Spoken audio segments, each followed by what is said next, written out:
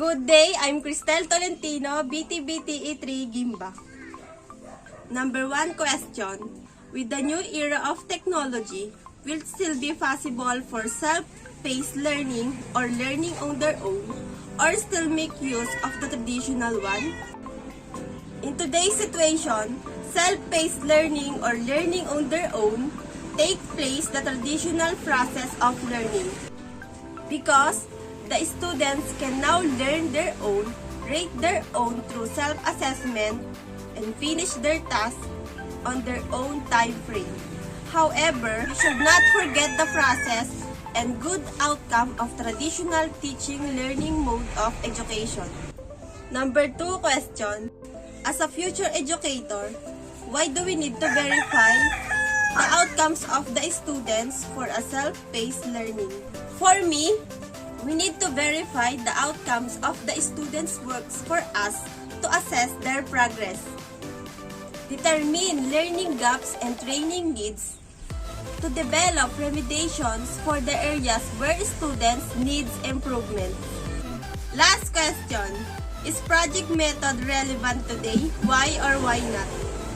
Yes, project method is relevant today because part of the self-paced learning is the outcome-based process, wherein the learners should provide outcome related from their lesson. Project method develop critical thinking and creativity of the learners to work out their learnings from a certain topic. It also serves as an evaluation output where teachers can base their remarks or grades. Thank you. I'm Stephanie Deligangan, from branch.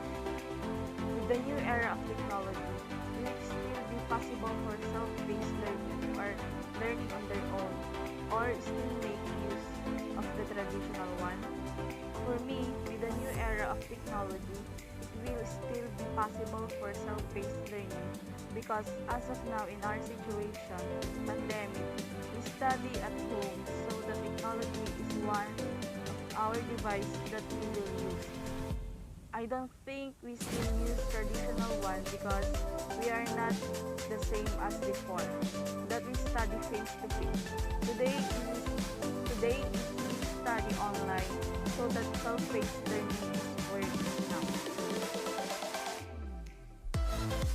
As a future educator, why do we need to verify the outcomes of the students in a self-paced learning?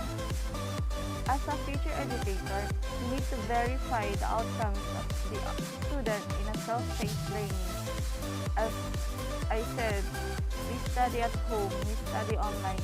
Every student, we study to our own and we learn in our own. In our setting right now, home learning or self-paced is important, and the student outcomes become more excellence of using technology. They more wise or they more advanced in using technology. Is project method relevant today? Why or why not? Yes, it is more relevant today because as of today, we study online or we study at home. Self-paced is more important because we study individually or we study in our own because we are not allowed to class face-to-face, so that self-paced is more relevant. I'm Jerwin Santos, BTBT 3CRT Gimba. With the new era of technology, will it still be possible for self-paced learning or still make use of the traditional one? In my own opinion, it is possible for self-paced learning or learning on their own is today, new era of technology, because as we have seen today, learners should start with the latest literacy skills in 21st century, and those skills help them to enhance themselves as an independent individual and learn from their own. The second question is, as a future educator, why do we need to verify the outcome of the students in a self-paced learning? The role of an educator is not a simply a mentor of teach her students, but indeed as a guidance and as a part of students' progress, because their learning is in our hand, and our strategy of teaching is the best way to engage students to learn. As a future educator, we need to verify the learning outcomes of students in self-paced learning, not only on how they learn from it, but also on how they improve taught it. The last question is a project method relevant today? Why or why not?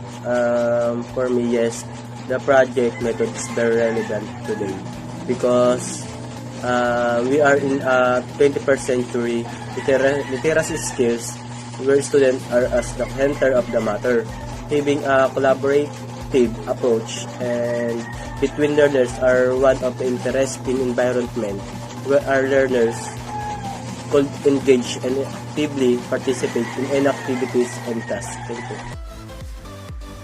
Hello everybody, I'm Rachel Abanyego from BTBT3 Ginda Campus. For question number 1, for me, the new era of technology, it is possible for self-paced learning because like me, I need an extra time to support my schooling and my family.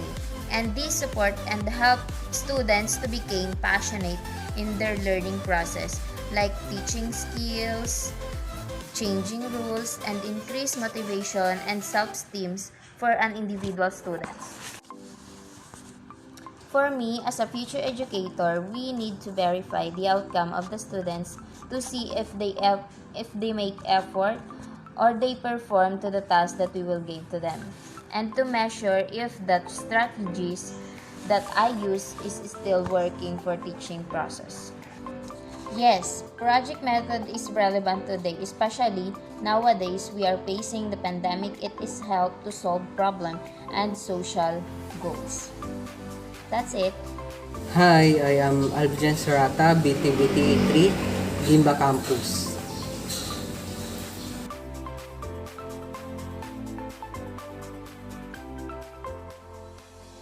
For my very own opinion, I think the best way to reach greater heights of the thinking and learning skills of the students, it is possible in self-paced learning than the traditional one.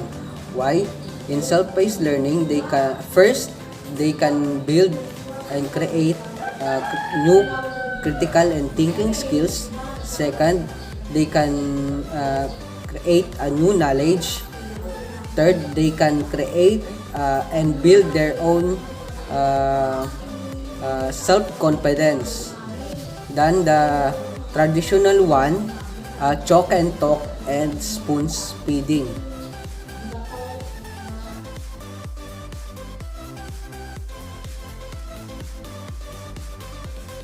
As a future educator, why we need to verify the learning outcomes of the students in self-paced learning.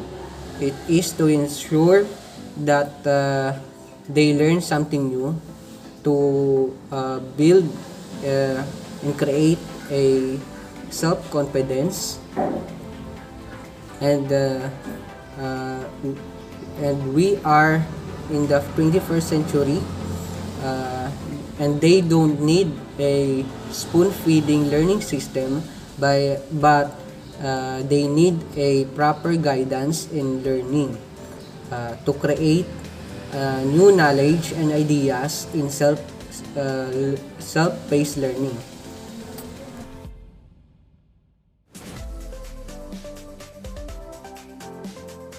My very own opinion, I think yes. Why? School implemented the online school learning system via Edu12, Zoom meeting, and Google Meet. As a future educator, we will use it in our future students in the near future. BTBT3 from CRT Gimba branch. And these are my answers or opinions in the following questions. For me, it's still possible for self-paced learning, especially when the learner or student didn't understand well what their teacher says, or maybe it is easy for them to learn and understand when they are the one who search a lot of informations about that. Because all of us has a own style and strategies to learn. As a future educator, it is very important to figure out the deficient things in their learning, should know, especially their strengths and weaknesses, so that I can more easily know what else I need to teach and to educate them and better develop or improve their knowledge. In my own opinion, the project method is still relevant until now, but a few people are doing it because of the change brought by new technology. However, presently now, with the pandemic, it is much more necessary to monitor other students considerably, much particularly kids,